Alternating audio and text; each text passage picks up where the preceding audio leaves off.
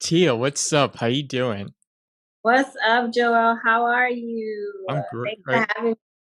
Oh no, it's my pleasure. I'm happy to have you on the program. I know you're based in the Virgin Islands, so how's everything going on where you're at? Oh man, it's like the place is opening back up surely, Nice. slow, but it's opening back up, and it's always sunny year round. So Yeah. it's great here. It's great here. How is Florida? Right? You're in Florida. Yeah, I'm in South Florida. It's pretty sunny today. Everything's going like a nice sunny day in Florida. Okay, good. Yeah. Well, and I know you've recently filmed a video for your song Nice Up with Bounty Killer, so how is it filming that video? Oh, well, just to have Bounty as like someone to actually do a song with was like incredible in Yeah. itself. But then for him to believe in the song so much that he wanted to do visuals and he wants to promote the song was just a whole completely different level of like gratitude that I felt. He was so down to earth. You would think like a legend like him, he's been around Oh the yeah. world. He's been doing this for 30 plus years. Oh yeah. You would think that he would be on top of the world, Yeah. but he was so down to earth. He was so cool, and he really enjoyed himself. So the video is basically like a house party. Mhm. When you're filming something, you're kind of just acting, but with this video, it actually turned into like a mini house party. And I don't know if it's because like people haven't partied in so long because Oh of yeah. Corona that just even pretending like we were having a party made Oh it yeah. feel, wow, we really needed this. So it actually turned into like a real house party. And I think once the video drops, that's coming really soon, that you're going to see that everybody literally Oh had a good nice. time. You can Right. feel that energy. Oh So yeah. it and it was really good. We had food there, we had dancers, like it was really good. I can actually feel the energy just from you describing it, so Yeah, it was great. It was great. and how'd you like working with Bounty Killer? Because I know that was a musician that you've always actually wanted to work with. Yeah, like Bounty is just a staple in reggae and dancehall. Like if you're gonna talk about dancehall music, you gotta talk about Bounty. And so just working with him and just being in his presence was, like I said, just a feeling of like gratitude. For him to just talk to me and be like, Tia, I believe in you. I believe in what you're doing. I think you're talented. Was like, is Yeah. this real? Oh yeah. Is this real? Um, so working with him was a very great experience. And we're still working together because we're promoting the song now. We have a lot more work that we want to do with pushing the song and getting the song out there. So he's been very supportive as well. Did he try to give you some advice in helping you prepare yourself for the music industry? Well, of course, like he always, says, always stay humble, always stay grateful. And he even said like the greatest people in music stay grateful, and I think that's because you look at everything as, wow, this didn't have to happen. Somebody didn't have to support me. Joel didn't have to have me on their program, So when you're appreciative like that, you kind of have a different perspective about, life and, what you're doing. And you also worked with iOctane, who was another person that you wanted to work with too. So are there other musicians that you would like to collaborate with? Yes, there's a lot of musicians I would like to collaborate with, but I always say, whatever feels good, whatever the energy is, because I don't want to like lock myself out from certain people. Yeah. But I would love to work with Elaine. I love Sizzla. I would love to work with him. Um, there's a few other like Alkaline I would like to work with. Few others that's not on the top of my head, but like I said, if it feels right, the energy is there, the song sounds good, I'll work with anyone. You know, one person I can see you making a dope song with is Agent Sasco. Like, I just listened to his latest album, and that was a dope album. Yeah, that's like it's crazy that you said that because like, me and my manager was actually talking about him the other day and we was like Okay. crazy to get a song with him, because his voice alone is just, Oh yeah. unique, one of a kind. So Oh yeah. yeah, that was a dope feature. I agree. So, what got you interested in becoming a reggae artist? Well, I always say that I fell into music. I was always creative. I actually can draw. Okay. Um, I paint. So I was always into the arts, and I did a lot of poetry growing up. So I remember just working. I used to do hair. That was my first like thing, profession. It was Okay. something that my hands. And I just remember going to job and not really feeling inspired, not being happy. And I remember at one particular job, I ended up writing a song, you know, Hmm. and it's the first song ever. And I took it home to my mom and I was like, Mom, what do you think about this? And she was like, oh, it's really actually good, but you don't necessarily believe your mother because it's your Yeah. mother. You should Yeah. say nice things. So I kind of took it to another family friend musician, and he was like, "Wow, this is actually really good." And I think from there, I just kind of kept it going. Hmm. And I think at some point, I really took it seriously, and I started to reach out to Jamaica. I started to, try and branch out so I can become, international. Yeah. I actually recently, 2 years ago, how I broke into the Jamaican market was I met a producer called Troyton. Um, he's my manager now. He's actually, my main producer.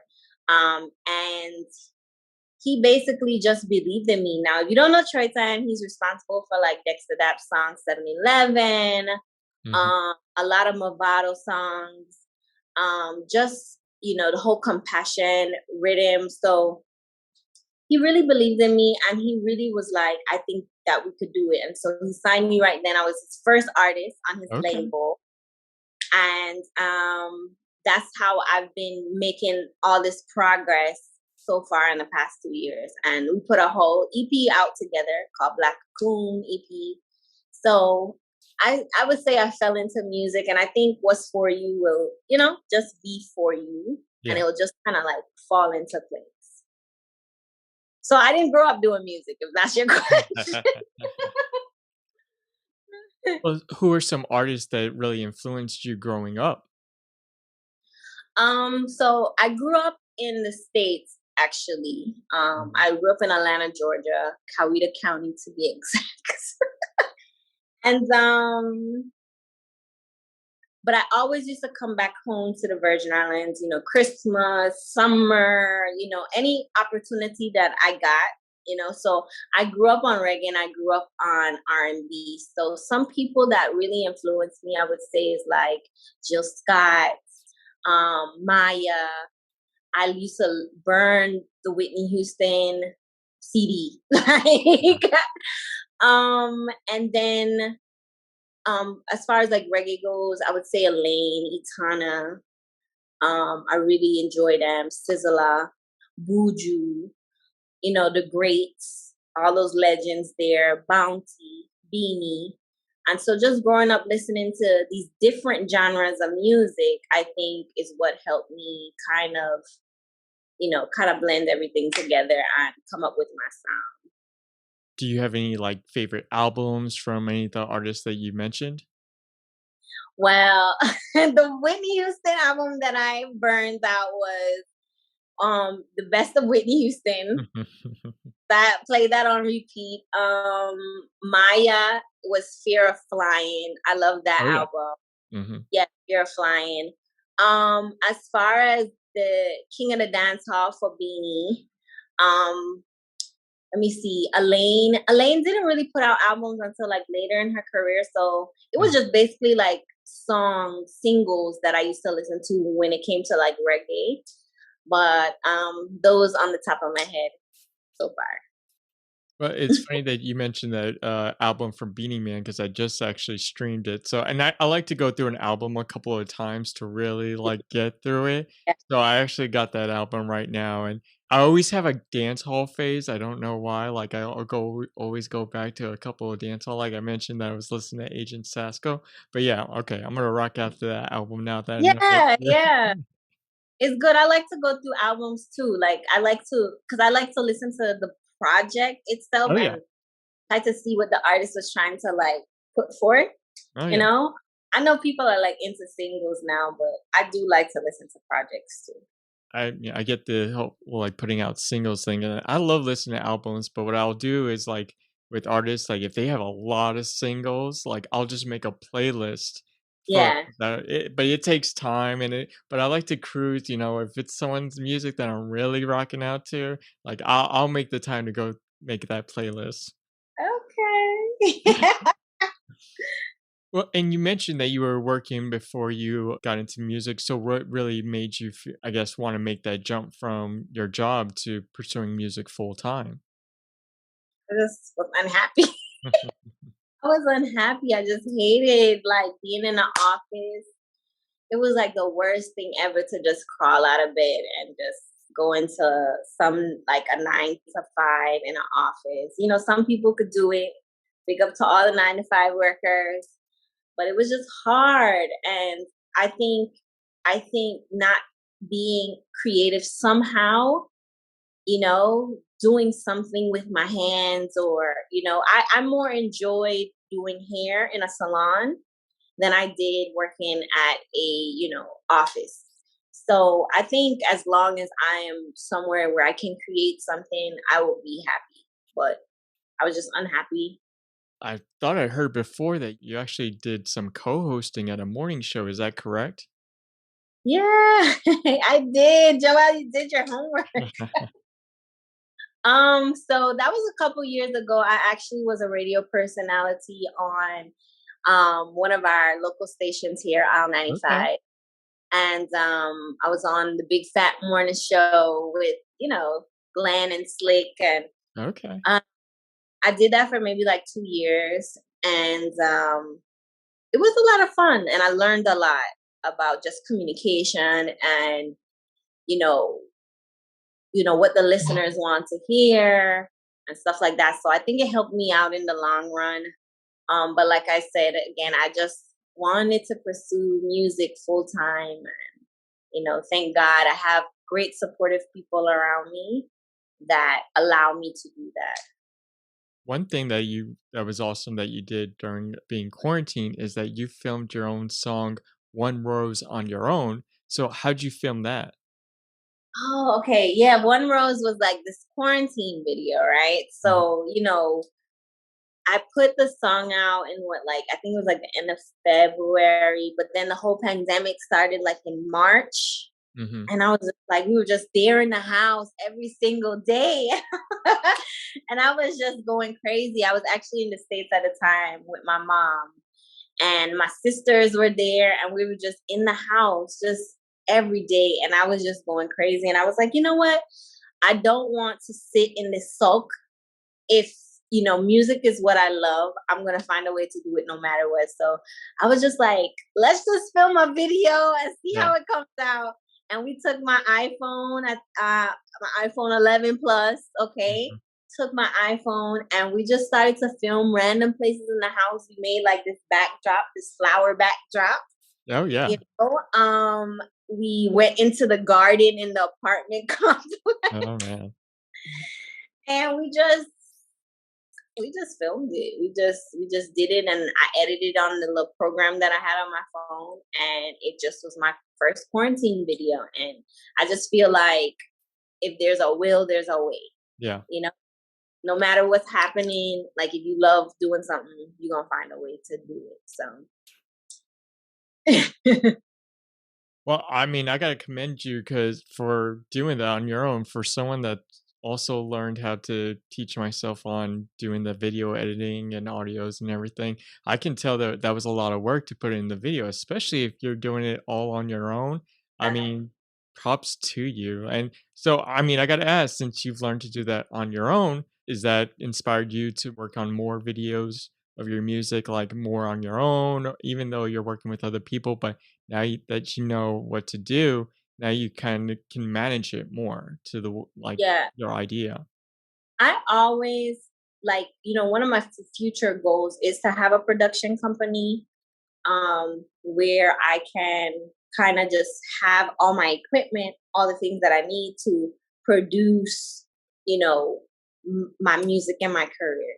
So that is something that I'm interested in. I don't think I necessarily would want to do the filming, but Mhm. just to know what it takes, I think is important for artists to know. So when you have your videographers and you know the lingo and you know Yeah, what to ask for yeah, and what having a vision is important too when you're working with people so that you can kind of describe or convey to them this is what I want and this is my vision. So right now I'm working with a guy named Chris ICJs. He's been shooting most of my videos when I'm in um, Jamaica, and he just gets my vision. We mhm. put it down on a vision board, and so it really comes across good when you're doing stuff yourself. You know. Yeah. No, that's awesome. And we were talking about albums earlier, and you just came out with your a debut album called Black Cocoon. So why'd Yeah. you title your debut album that? Okay, so Black Cocoon. Well, a cocoon is like the process, the Yeah. metamorphosis that the butterfly goes through. And so at the time when I was writing the EP, the album, I was in this phase of trying to figure out my sound, trying to figure me out, trying to figure out what direction I wanted to go in. Just mentally trying to get myself together, and I was like, this is like a process from going from a caterpillar into this cocoon. I don't feel like I'm a butterfly yet because I feel like Mhm. the butterfly is when you reached Oh yeah. that full potential. Yeah. But I feel like I'm in that transition of becoming who I envision myself to be as an artist. So that's why I named it Black Cocoon. And you actually had a release party for it. So how did that go? I had two release parties Oh, for it. sweet. I had one in Jamaica and it did really well. Octane came, ZJ Liquid came. Who else? I mean, of course, Troy Tan was there.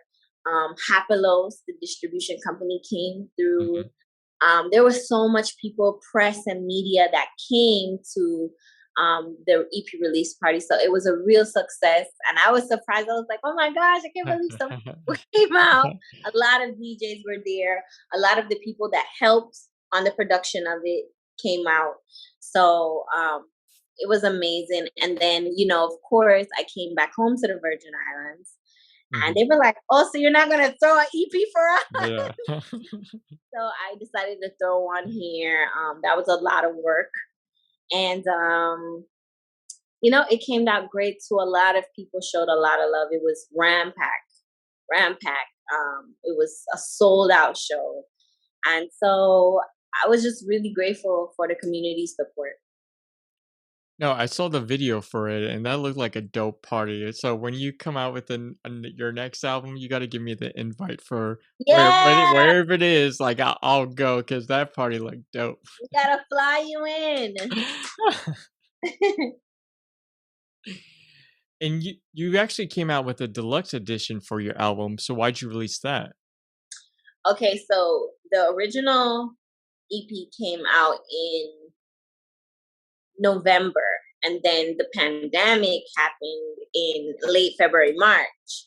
So it was like, oh my gosh, there's not much that we was able to do with the EP as far as like touring, going to shows, stuff like that. So this year I decided, okay, for the 1 year anniversary, let's put out a deluxe version, and we added 2 songs to it, which included the Bounty Killer remix to Nice Up, and Mhm. then also the song called Fahrenheit.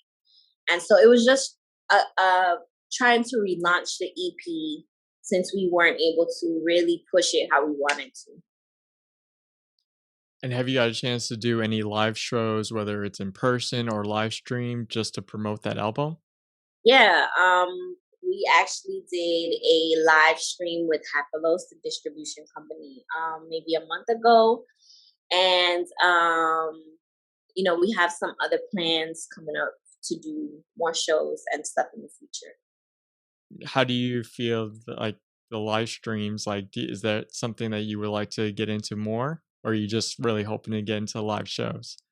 I don't really like the live streams. I mean, they're okay, but it's just pretty much like you singing to yourself. Yeah, I want to connect with fans. Like that's yeah, where you really feel what songs are connecting with yeah. people, and what do they like, what they don't like. So it's hard to tell when you just you know not in front of people. Yeah, I get that.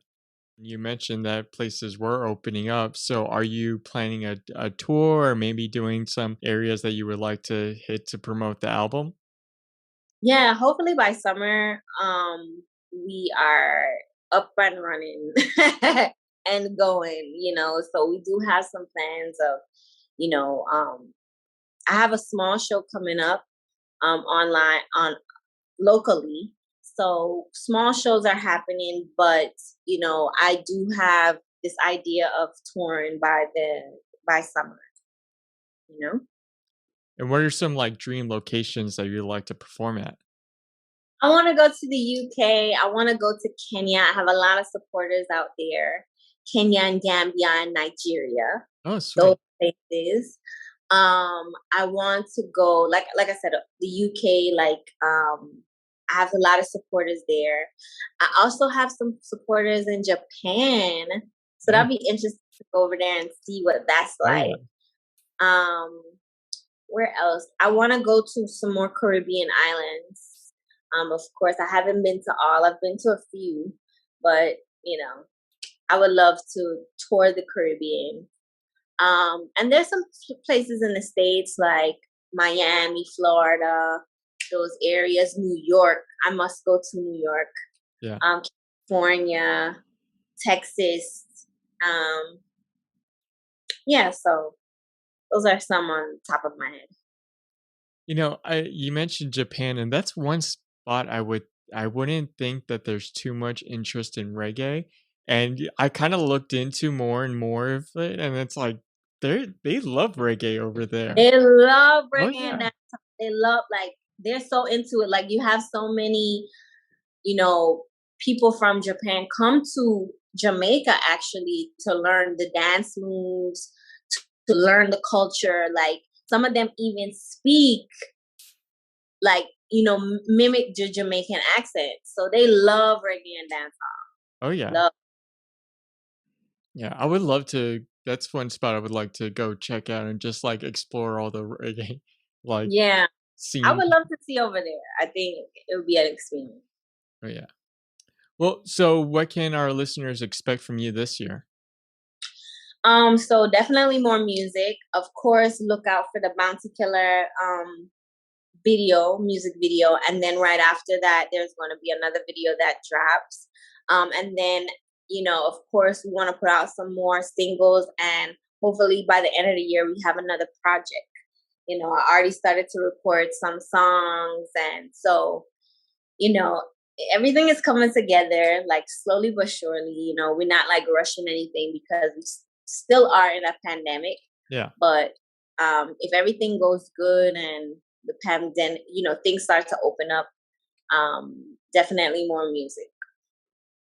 What's the first thing you want to do when everything completely opens up that you couldn't do before? I want to perform. I don't know if any other musician has been feeling that way, but I've just been dying to get on a stage. I've been dying to get on a stage and just connect with my fans, honestly. So that's like one of the first things I want to do. Maybe like a movie. Oh, huh. A movie. I haven't been to a movie theater in like over a year. So yeah, I would think that too. Yeah. I never really appreciated a good movie theater experience until, Yeah. all of this. Like I wasn't really much going to movie theaters. I would go every once in a while if it was a movie like really worth me seeing, but I'll Yeah. pass by like a big nice movie theater that's in my area, and it actually saddens me because I would love to just experience that. Going on. Yes, I'm telling you. Yeah. Well, Tia, since we're wrapping up, is there anything you'd like to share with our listeners?